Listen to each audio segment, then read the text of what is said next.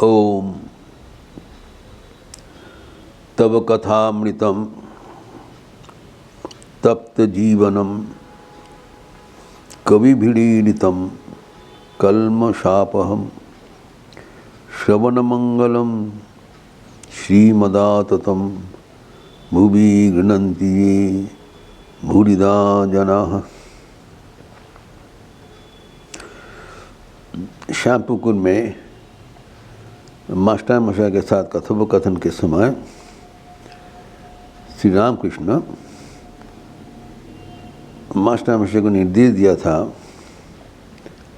अवतार की कथा तुम महेंद्र लाल सरकार को बोलोगे एवं इतना ही बोला था कि 10 अवतार जो है इसके बारे में चर्चा करना है। उसी अनुसार हम लोग 10 अवतार का विस्तार कई दिनों से चल रहा था और आज भगवान के 10वें अवतार, विष्णु के 10वें अवतार कल की अवतार का प्रसंग समापन करेंगे।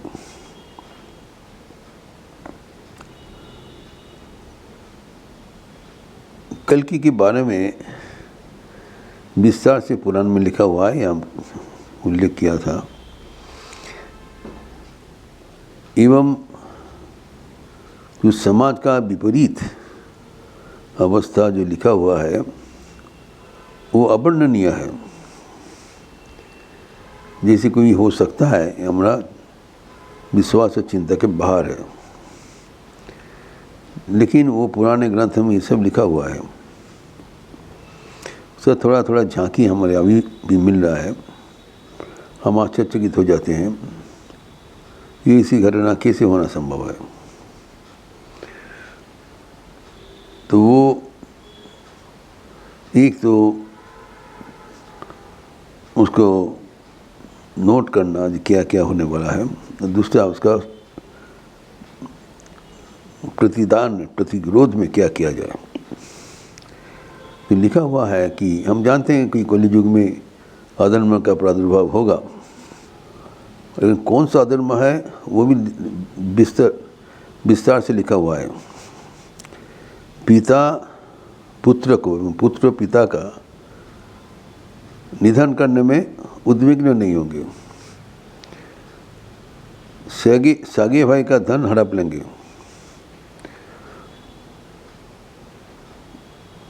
पत्नियां स्वामी का सेवा बिल्कुल नहीं करेंगे,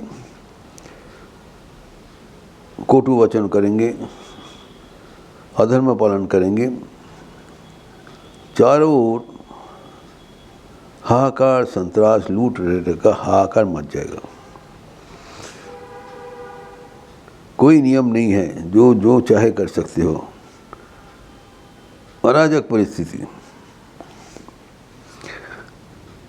जब इस अवस्था आते हैं तब हम लोग स्वाभाविक हताश हो जाते हैं, अरे इसी हो रहा है कि हम क्या करेंगे। लेकिन इसलिए कल की अवतार के विस्तार से पुराण में लिखा हुआ है ताकि ये एक्सपेक्टेड है, भगवान इसी करके ही होने का सूचना दिया है, पहले से ही इसी होने वाला है। हमें आश्चर्य होने का कोई कारण नहीं है।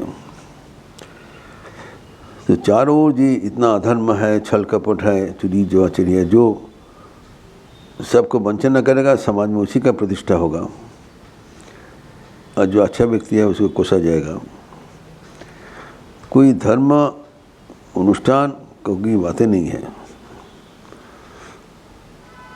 तो ये अवस्था में जब सारी दुनिया में हाहाकार मच जाएगा तब उस समय में संभल ग्राम में हमने कहा था विष्णु जश एक सद्ब्राह्मण का आविर्भाव होगा एवं उनकी पत्नी सुमति की देखभाल में स्वयं भगवान अवतीर्ण होंगे कल की रूप लेकर। तो संभल ग्राम में एवं आविर्भाव करते ही उनकी अलौकिक प्रभा से सब कुछ उद्भासित हो जाएगा। हम जानते हैं भगवान को जो जन्म है वो साधारण जन्म नहीं है, वो अलौकिक है। भगवान प्रकट हो जाते हैं, अलौकिक है, और प्रयोजन अनुसार उनका आविर्भाव होता है। यहाँ पर क्या प्रयोजन है? चारों ओर इतने छल कपट, जाल जुआचुरी, धोखाधड़ी, सब आदमी एकदम व्यस्त मस्त हो गए। जो वो जगह में जो कुछ चाहे वो कर सकते हैं, कोई कानून नहीं है। तो जो सत व्यक्ति है, जो सदाचारी है, तो उनको सदाचार पालन करते हुए जीवन में रहना ही मुश्किल हो जाएगा, जो अभी भी होता है। तो इसमें अगर हम भरोसा रखें, सब कुछ पतन की ओर जा रहे हैं, लेकिन जगत को कभी पतन के मार्ग से लेने के लिए भगवान आविर्भूत नहीं होते हैं। ये एक जीवन में परिवर्तन का एक कोड़ी है।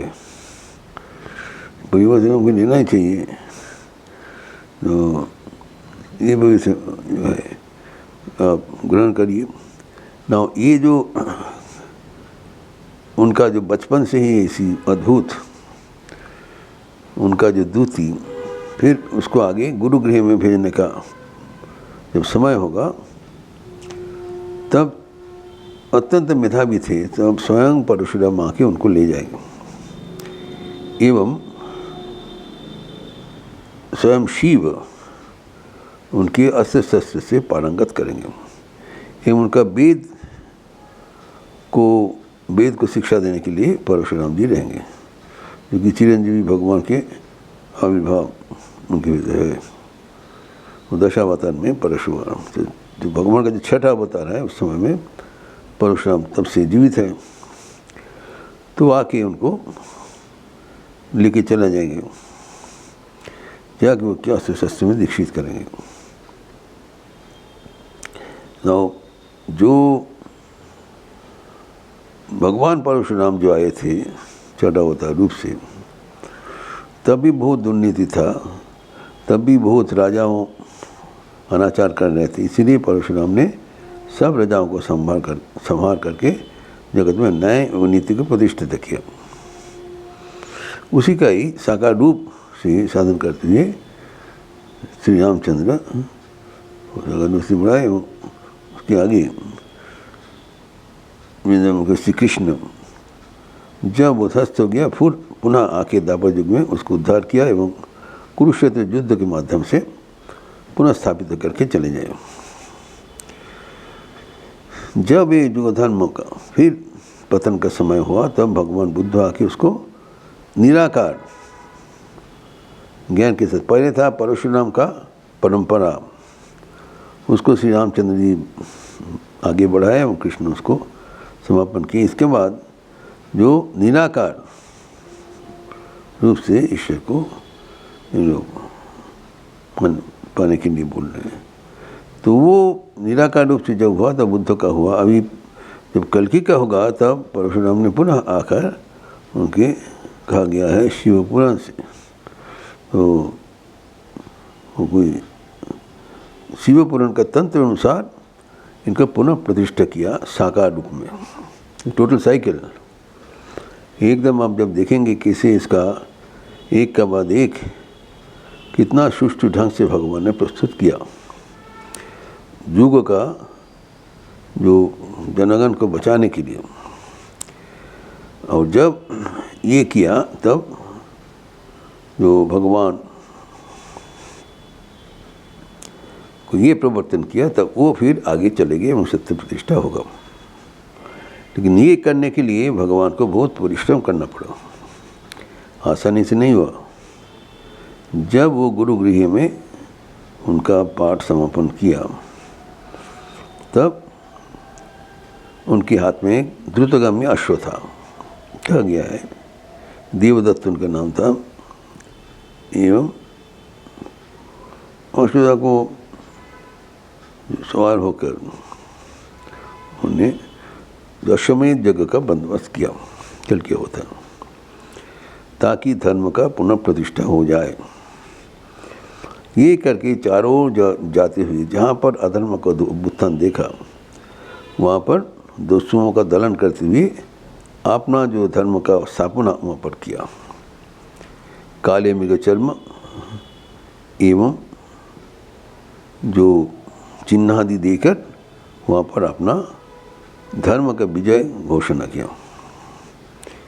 धीरे धीरे सारे विश्व में जहाँ पर जो कोई ये जाल जुआ चोरी छल कपट है, सबको निस्तार करके सृष्टि में एक संतुलित वातावरण करके गए।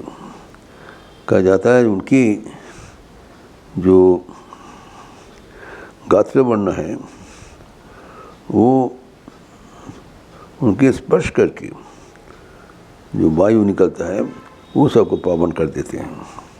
वायु जहाँ जाएगा सबको पावन कर देगा। इतना उज्जवल उनका आविर्भाव था, आविर्भाव होगा। तो अभी इन अश्वमेध यज्ञ किया करेंगे, करके सबको शामिल करके जितने जहाँ पर दुर्नीति है, क्योंकि छिपा हुआ है, दुर्नीति तो सामने फैल नहीं है, लेकिन उनकी जो दृष्टि होगा वो दृष्टि से बाहर कोई नहीं जा पाएंगे। असीम शक्ति संपन्न एक अवतार का कल्पना किया गया कल्कि की रूप में। धूमकेतु किमपि कलालम, वो जब सामने आएंगे तब उसका जो कराल मूर्ति से सब नति स्वीकार करके आत्मसमर्पण करेंगे। तो जाकर ब्राह्मणों का पुनः प्रतिष्ठा एवं वैदिक धर्म का पुनः प्रवर्तन, यही उनकी मिशन का होगा। एवं अपने जीवित काल में ही करके सबको भगवान का जो दरवाज़ा है वहाँ पर जाने के लिए जो साधन है वो भी दिखा के आखिर में वो भी वन में चले गए आत्म श्रद्धा के लिए, आत्म साधना के लिए, और वन में जाके वो रहा करते हैं।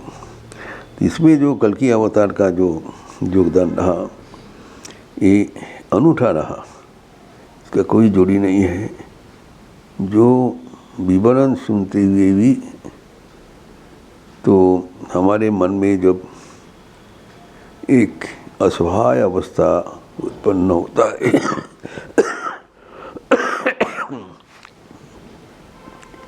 इसका कोई कारण नहीं है। ये है कल्कि अवतार का उल्लेख कि इतने कितना भी समाज गिर न चुके, उसको उद्धार करने के लिए भगवान है। ये सृष्टि अपना है, इस सृष्टि को पुनः सुधारने के लिए वही स्वयं आते हैं। एवं देखिए एक व्यक्ति का इतना जो प्रभाव वो अपरिसीम है कि भगवान का सृष्टि यही है, वही सृष्टि करता है एवं उनका जो शक्ति संभावना कोई शेष नहीं है। वो चाहे जो कुछ है सब कुछ कर सकते हैं, और उनका जो जीवन का जो नतीजा क्या होगा वो जिसे कहा गया भगवद गीता में कि जो जब भी धर्म का ग्लानि होगा, अधर्म का उत्थान होगा, मैं शुभ समय में ही आके धर्म स्थापन एवं अधर्म का नाश करेंगे। इसमें कोई शक नहीं है। हमारे पूर्ण आस्था होना चाहिए कि भगवान सदैव हमारे साथ हैं। इस सृष्टि उनके है, इस सृष्टि को रक्षा करना, पालन करना, पोषण करना, आगे बढ़ाना उन्हीं का जिम्मेदारी है, और वो बधिर नहीं है। वो जानते हैं ठीक किस समय में आना पड़ेगा और क्या करना पड़ेगा। हमें सिर्फ भगवान के चरणों में आश्रित होकर उनको चरणों में आंतरिक प्रार्थना लेते हुए अगर हम लोग आगे बढ़े तो हमारे जीवन में कोई दुष्प्रभाव नहीं पड़ेगा। यही है उनकी आध्यात्मिक शिक्षा। ओम शांति शांति शांति। हरि ओम तत्सत। श्री राम कृष्णार्पणमस्तु।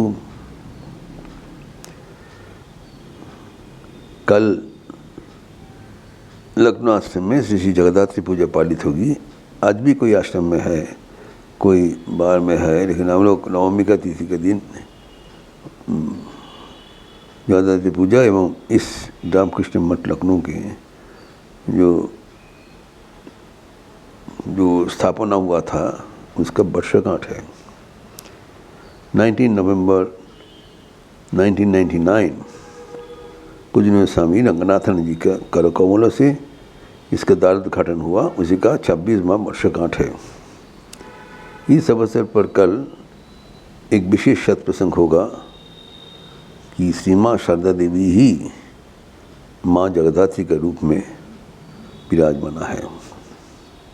एवं शाम को एक आरती के उपरांत प्रवचन होगा कि रामकृष्ण मठ में श्री रामकृष्ण आश्रम का क्या तात्पर्य है। ये शाम को होगा। दिन में जगद्धात्री ही जो श्री माँ शारदा देवी, उसके बारे में, श्री माँ शारदा देवी के बारे में हम लोग और कुछ चीज़ें जानेंगे।